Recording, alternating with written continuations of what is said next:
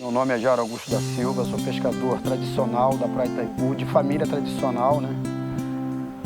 Aqui do Quintal de Pescadores, né? E a nossa história começou há quase 300 anos atrás, né? Tem muita coisa assim de até 1800, meus bisavós em 1800 trabalharam aqui na pesca, né? Mas tem todo um contexto para trás, né? Que segundo algumas histórias, né, que a gente vai passando, até algumas pesquisas, e os donos de pescaria, quando vendiam os peixes lá para o Rio, como eu falei para vocês, muitos, a questão do quião, né? Do quião é a partilha. Os caras nem ganhavam dinheiro, né? E depois de um tempo, final do século XIX, que começou o pescador ganhar dinheiro, né? Porque acredito que antes, né, os negros trabalhavam como escravo, talvez, ganhava só para se alimentar. Mas um período, né, do século XIX já teve partilha de dinheiro. E em 1920 foi criada a colônia, né? A colônia foi criada pela questão, a função do Estado de Direito era que os pescadores conheciam o litoral, e mais a questão da Segunda Guerra Mundial também para alimentação e organizar a pesca para ter mais proteína, né? Proteína do pescado.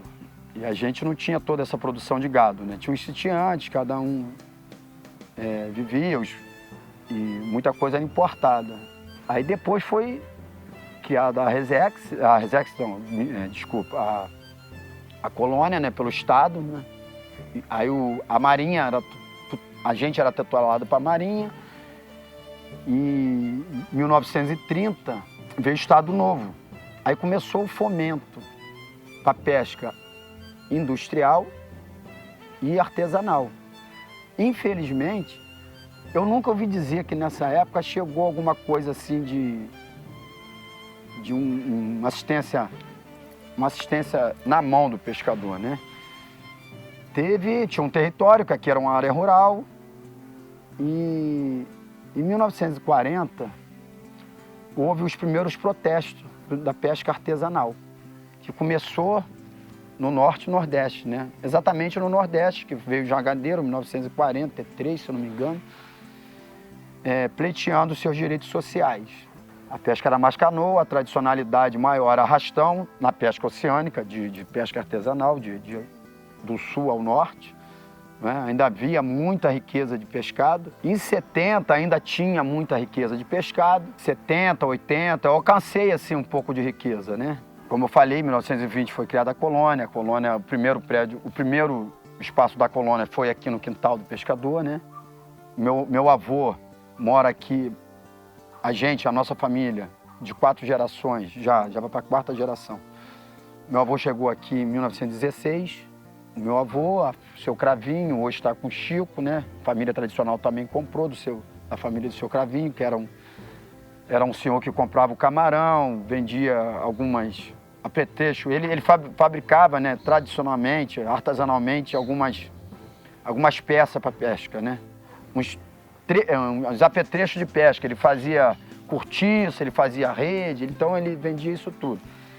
A coisa bem artesanal nessa época. Aí a esposa dele ficou com a família. Aí na década de 90, a família do Chico comprou, a esposa dele comprou. E aí o seu Neneco também, acredito que esteja aqui desde 1920, família do seu Neneco. E tinha outras famílias para trás.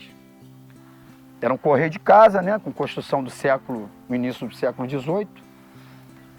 E de óleo de baleia, né, pedras, óleo de baleia, todo esse material.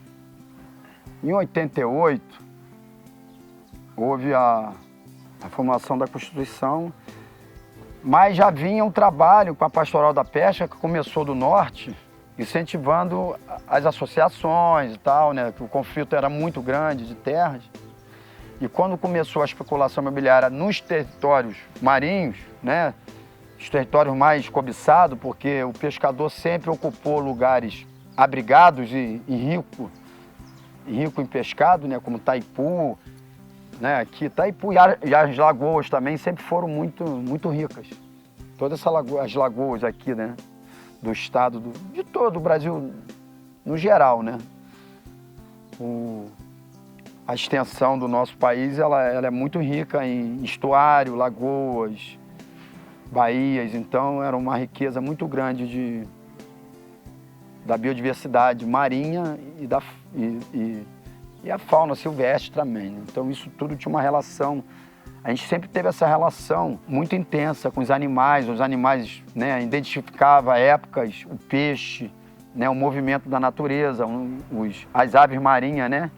Então eu aprendi muita coisa com os pescadores antigos, né, daquela ave que está subindo ou está descendo, a época que a ave vem, a gente já sabia, né, algumas aves indicavam, até a própria fauna, né? Já em 88, as colônias começaram a ser livres. As colônias, até 88, era uma autarquia. Então, os pescadores começaram a fazer a gestão da colônia sem estar tutelado pelo Estado.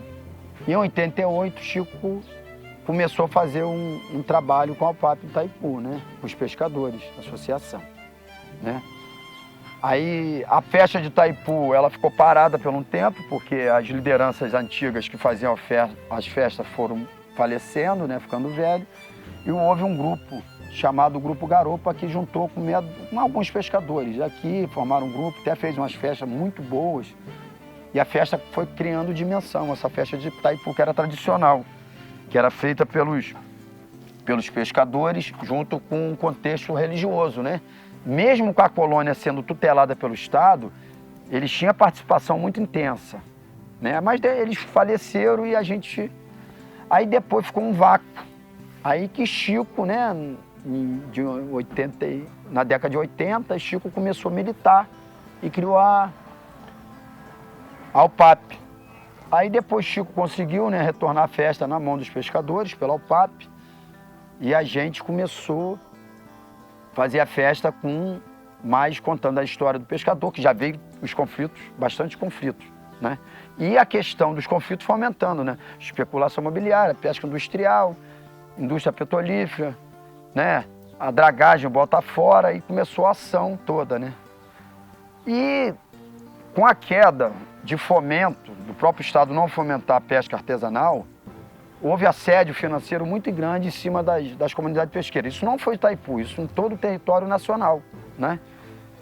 Então tinha peixe, mas não tinha uma comercialização. E houve um problema muito sério também de os pescadores da pesca artesanal imigrarem para a pesca industrial, porque teve todo um fomento para a pesca industrial, né?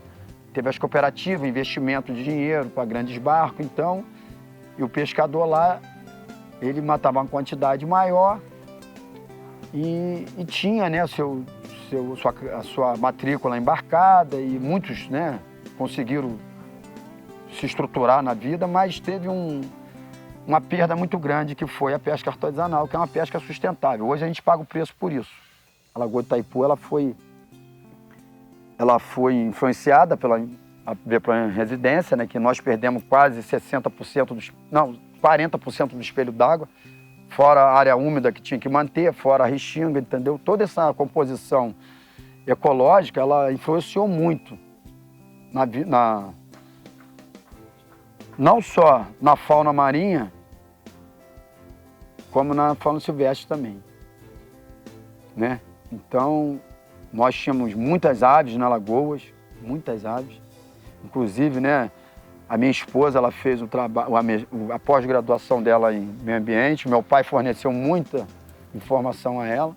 Eu participei de muito seminário, muita discussão. Hoje a gente faz uma reunião por semana. E quando eu fui para a Confrem, eu vim como coordenador de produção em meio ambiente, né? Uma área que eu sempre estive atento para essa área, né? Que eu acho que todos os pescadores têm que ter dentro dele a educação ambiental, né? Principalmente o pescador, que ele vive do recurso natural, né? Que é o pescado e o meio ambiente, além do pescado, tem muitas coisas envolvidas, né? Que são as bacias hidrográficas, o sistema lagunares, os corais, então isso tudo são berçários.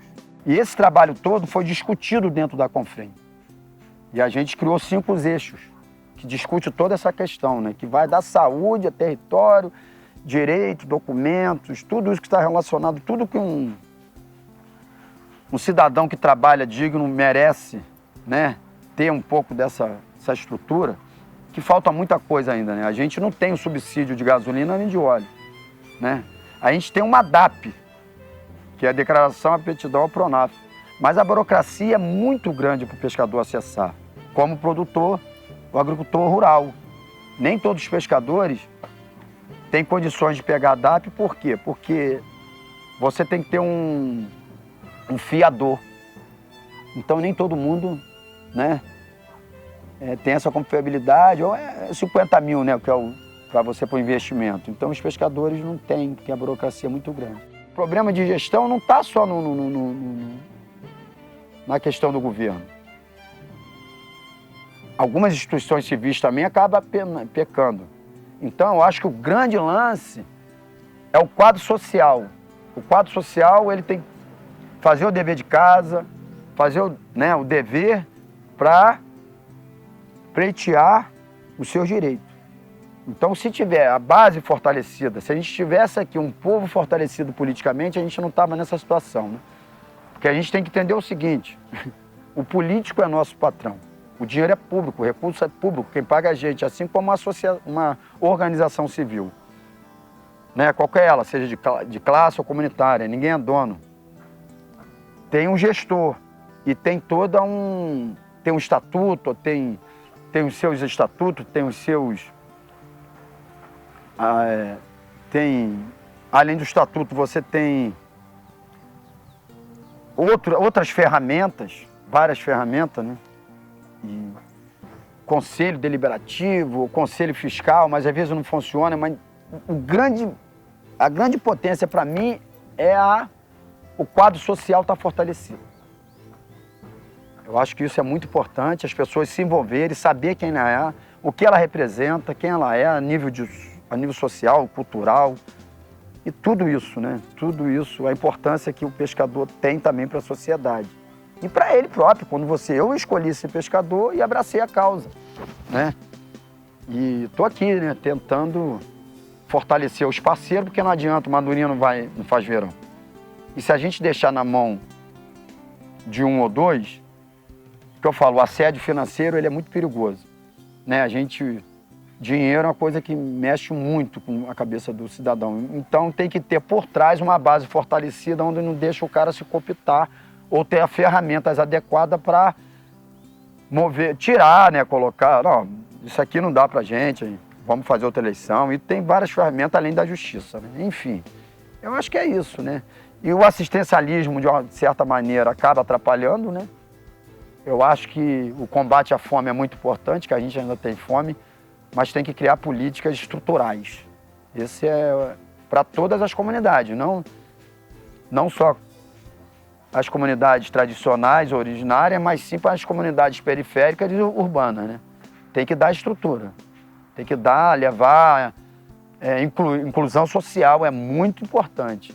Eu acho que também, né, esse fomento da Petrobras, agora o pessoal da Ecosol está com um trabalho que a Petrobras é nossa, então tem que ajudar o crescimento social, cultural, social e ambiental. Mas não só com os pescadores de algumas comunidades, tem que levar para as comunidades urbanas que sofrem até mais do que a gente. A gente ainda tem uma certa organização. Eles não, eles são, infelizmente, alvo de outras organizações, né? Infelizmente é essa. É isso aí.